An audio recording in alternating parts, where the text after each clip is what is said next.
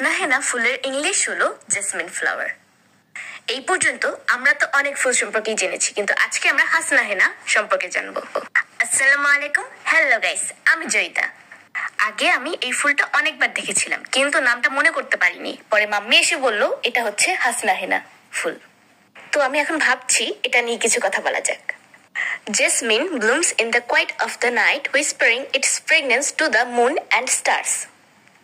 Like a secret poet of the dark, Jasmine fills the air with its delicate, intoxicating scent. Hasna হেনা রাতে নীরবে ফুটে, আমাদের মনে করিয়ে দেয় যে সত্যিকারের সৌন্দর্য জল করতে সূর্যের প্রয়োজন হয় না।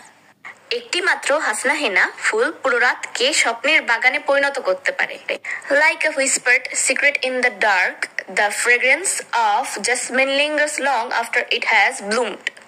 The jasmine teaches us that even in the darkest times, we can spread light and love through our presence.